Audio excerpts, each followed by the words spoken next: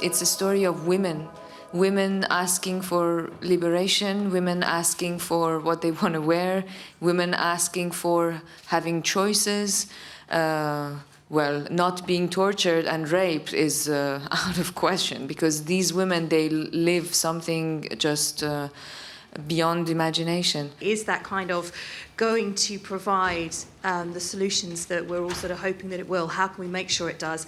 And a film like this that was beautiful but harrowing, what impact do you hope and can that have? To be very honest with you, I wish France was more progressive on that level. I think France is an old lady who thinks herself witty and very eccentric and who's very conservative.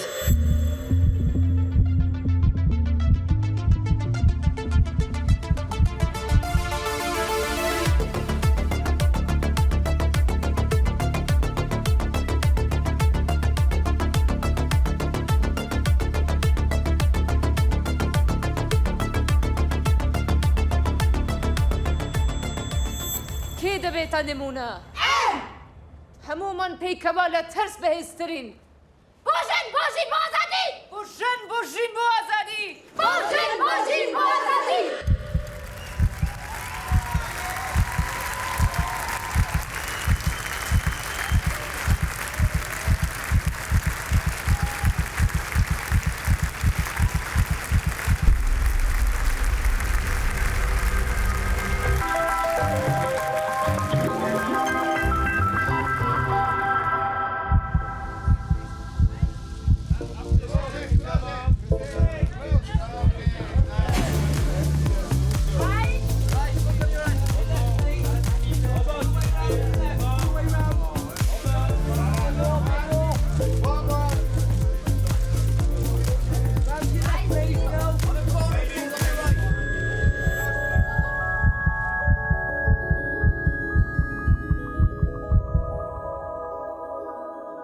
I also want to say that the three of us seated here show the power that he is giving to women. We are here with a lot of authority, and we represent ourselves as Iranian women.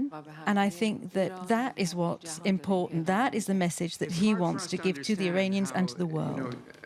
I mean, maybe this is a stupid question, but you are all here. The film is here.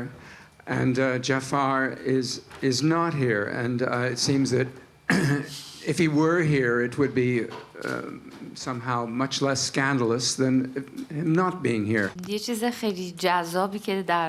The really interesting thing for me are these subtle things that happen in the film, but today as well, these things are repeating themselves because the film is called Three Faces. And here we have Jafar three times. Jafar, Jafar, Jafar.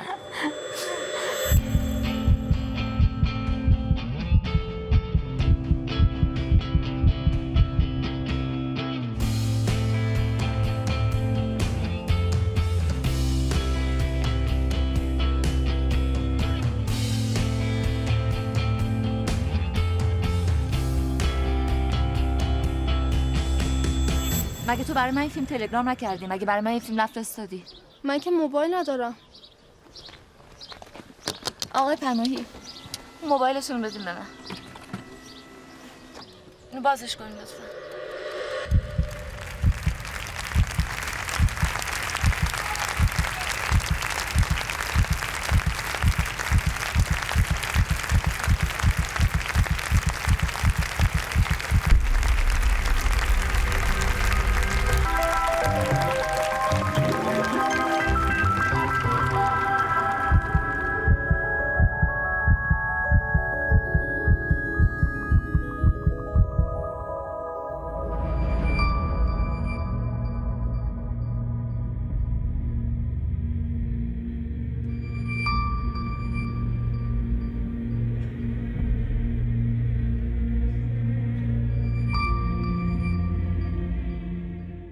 The first time I saw 2001 was when I was 7 years old.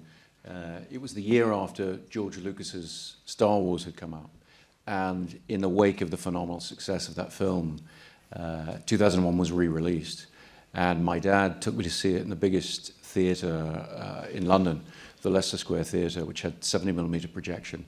And I had this extraordinary experience that I've carried with me ever since, of just being transported in a way that I hadn't realized was possible.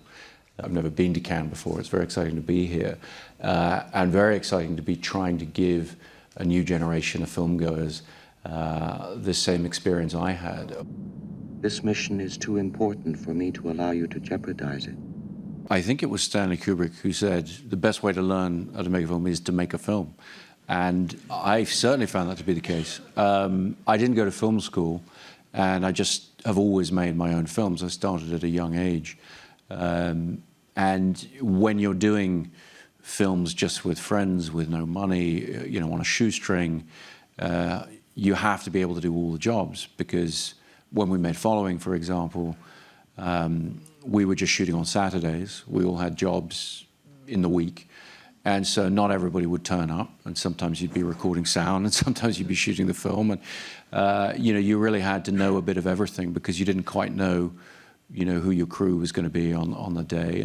And it's a wonderful way to learn everything.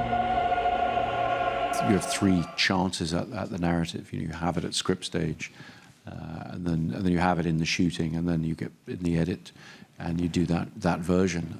I think the skill of the director as a craftsman is to be able to maintain that feeling whilst still staying within the realm, you know, on the rails of that original plan that was made on the page.